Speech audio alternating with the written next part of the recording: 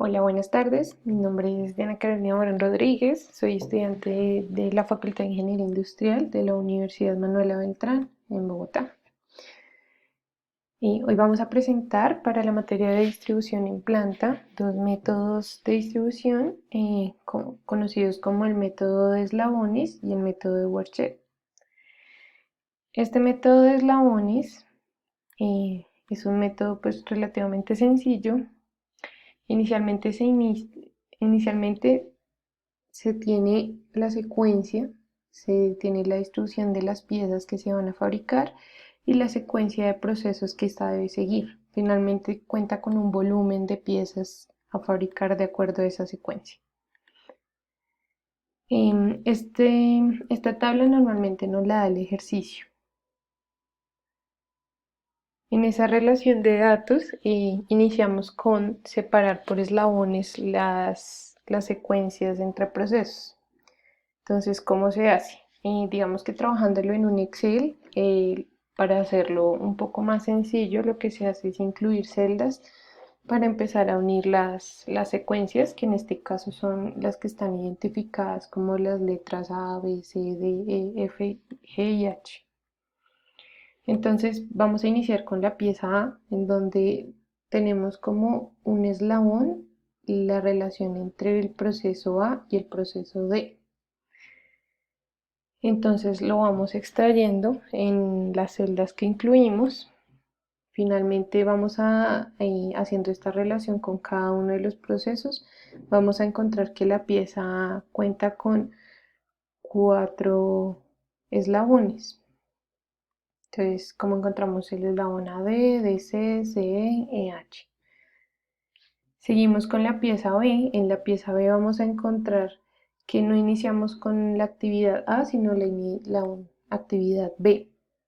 Igualmente, esta cuenta con 4 eslabones, el BC, CE, EF, FH. Igualmente con la pieza C también cuenta con 4 eslabones, el AB, BC, CE y EH. Y finalmente en la pieza D, en donde vamos a encontrar eh, únicamente 3 eslabones, que es la relación entre los procesos AD, DG y GH. Igualmente, pues contamos con la relación de los volúmenes.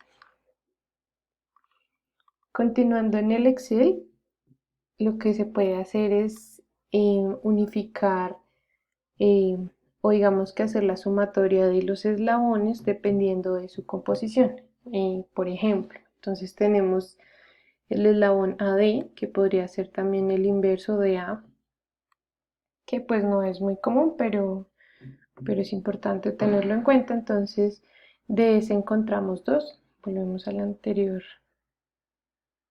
diapositiva y encontramos que hay un eslabón AD, en donde más tenemos A, tenemos AD, dos eslabones AD. Tenemos otra A, pero esta es con una B.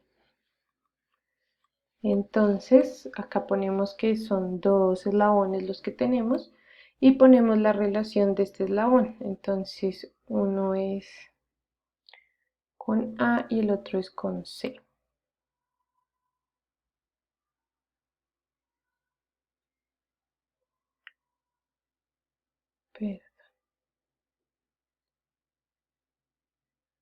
Entonces lo que vamos a hacer aquí es empezar a sumar los volúmenes que tenemos de dichos eslabones, de esa sumatoria de los eslabones. Entonces vamos a irnos a un Excel.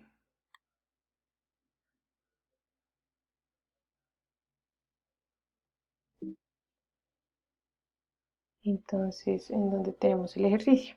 Entonces, por ejemplo, en el caso del eslabón AD, tenemos que se encuentra en la pieza A y en la pieza C. Entonces acá esta sumatoria lo que representa es la multiplicación de donde se presenta el eslabón por el volumen de esa pieza. Entonces acá tenemos que la pieza A, en donde se encontró el eslabón, tiene un volumen de 300 y la pieza D, donde también se encontró ese mismo eslabón, tiene un volumen de 500. Y esa es la sumatoria que obtenemos en la última gráfica, en donde tenemos 800 en total para ese eslabón. Entonces regresamos a la presentación. Listo. Entonces acá lo que continuamos es con hacer el mismo ejercicio, pero con cada uno de los eslabones. Entonces el eslabón de C, el CE, el IH, el BC, EF, FH, AB, DG, GH. Para nosotros tener la plena seguridad de que tenemos el total de los eslabones que encontramos en la diapositiva anterior, que fueron en total 15, como podemos ver, 4 más 4 más 4 más 3. Eso nos da 15. Lo que hacemos es contar, hacer la sumatoria de esta columna, en donde tenemos la misma relación de eslabones, el cual nos debe dar también 15. Igualmente acá pues tenemos la multiplicación por cada una de las piezas y los volúmenes que nos da como resultado. El siguiente paso es hacer una representación en un diagrama de distribución de los eslabones. Entonces, ¿qué hacemos? En este caso lo que podemos hacer es nombrar cada uno de los procesos, en este caso A, B, C, D, E, F, G, H. Y empezamos a unir con la relación con cada uno de estos procesos o la interacción que tienen estos mismos, haciendo el conteo de los eslabones. Entonces, en este caso, tenemos que AB se encuentran o interactúan en un solo momento, AD igualmente en un solo momento, BC tenemos que tienen dos interacciones, D con C también dos interacciones, C con E tres interacciones, que eso viene como resultado de la tabla anterior. Entonces acá de aquí extraemos esa información. Luego de que ya tenemos todas las interacciones que estos tienen, lo que hacemos es la sumatoria de esas interacciones, como lo vamos a ver en la siguiente diapositiva. Entonces, por ejemplo, en el caso del proceso A, el proceso A tiene dos interacciones, uno con B y uno con D. Entonces, acá ponemos el total de las interacciones que tiene el proceso A. Igualmente hacemos con B, que en este caso se une con A y con C, teniendo con A una interacción, con C dos interacciones, para un total de 3 interacciones. Igualmente lo vamos a hacer con cada uno de los demás procesos con los que cuenta el ejercicio. De acuerdo a esto, vamos a identificar cuáles son los de mayor interacción. En este caso, vamos a ver que el de mayor interacción es el proceso C, seguido del proceso E. Vamos a encontrar que tenemos también procesos con igual número de interacciones como el D y el H. Digamos que lo que hacemos es poner la relación de acuerdo al más cercano a los anteriores. Y vamos a elegir de acuerdo a esas interacciones una posibilidad de distribución de esa planta. Entonces digamos que acá lo que se hace es tomar las mayores interacciones que hay entre procesos y tomarse como base para empezar a hacer una distribución. Entonces, ¿qué encontramos acá? Finalmente tenemos el orden de los procesos de acuerdo a sus interacciones. Como les decía anteriormente, el proceso C es el que mayor interacción tiene, es el que tiene 7 interacciones. Sigue el proceso E y así sucesivamente. Entonces C, E, D y finalmente el proceso A. Estos últimos tienen el mismo número de interacciones, por ende pues tratamos de hacerlo de forma manual para poder organizar de la manera más lógica. Y acá hay una opción o una alternativa de distribución de esa planta de acuerdo a la interacción de sus procesos. Acá finalmente tenemos que el proceso A se une con el proceso B, pero pues digamos que por la longitud de las flechas lo que hicimos fue abrir acá y cerrar acá. Sin embargo, pues acá podemos ver una posible relación entre procesos en donde se cumple con lo anterior. Acto seguido vamos a continuar con el método de Wertschätz. Entonces, este método es el método que nos va a ayudar con la definición del área o de la superficie que se requiere para una distribución en planta. Entonces, como primer paso de este proceso, tenemos el listar las máquinas, equipos y, en el caso que sea posible, los operarios y los aparatos, en este caso conocidos como elementos móviles, que pueden ser montacargas, que pueden ser carretillas y demás herramientas que se van a desplazar o que no se van a encontrar fijas dentro de una planta, pero deben contar con el espacio suficiente para su movilización. En este caso empezamos con todo lo conocido como elementos estáticos. Acá, como podemos ver, hablamos de los elementos que son fijos para el proceso. Este es un ejemplo con una planta de tintas para industria gráfica, en donde se compone de batidoras, molinos, mesas de etiquetado, de empaque, tanques, igualmente estanterías de almacenamiento.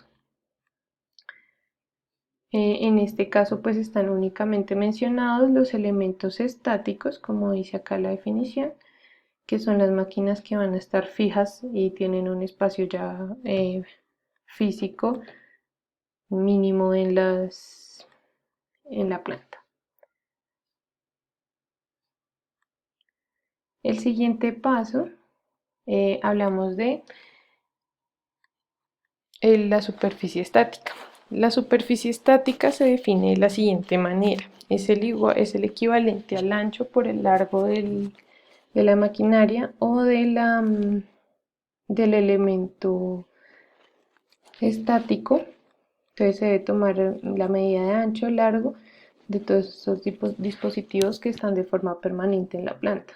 En este caso está tomada la medida de ancho y largo en metros, y de esa multiplicación me va a dar como resultado la superficie estática. De igual manera, seguimos con la superficie gravitacional. Esta es la multiplicación, o es el resultado de la multiplicación entre la superficie estática hallada anteriormente y el número de lados por el cual son operados estos equipos. Entonces, por ejemplo, si tenemos esta batidora grande, dice que solo hay una, con un ancho de 2 metros, un largo de 1 metro, la superficie estática es de 2 metros y el número de lados por el cual se puede utilizar es de 3 metros. El cuarto lugar, que es normalmente todo el área de la máquina, no se puede utilizar porque es la parte donde están las conexiones y el motor. Entonces esto nos va a dar como resultado una superficie gravitacional de 6. Listo, continuamos con el coeficiente de evolución. Este es un coeficiente que es una constante. Como vemos en esta tabla, son las sugerencias de acuerdo a la industria. Este se obtiene a través de la altura media de los hombres o objetos que se desplazan y h minúscula, que representa la altura. Entonces, para grandes industrias de 0,05 a 0,15, estas constantes nos van a servir para finalmente hallar la superficie de evolución. En esta superficie de evolución es la relación que hay entre el producto del anterior constante y la sumatoria de la superficie estática y la superficie gravitacional. Entonces, como podemos ver, acá se agregan otras dos columnas. Tenemos una constante K, que para el caso que es industria mecánica, tomamos el 2, que es la mínima, y hacemos la multiplicación a la sumatoria de estas dos superficies, lo cual va a ser muy sencillo en un Excel. Y finalmente vamos a calcular la superficie total, que es supremamente sencillo. Se multiplica el número de unidades que existen y se suman la superficie estática, la gravitacional y la Em,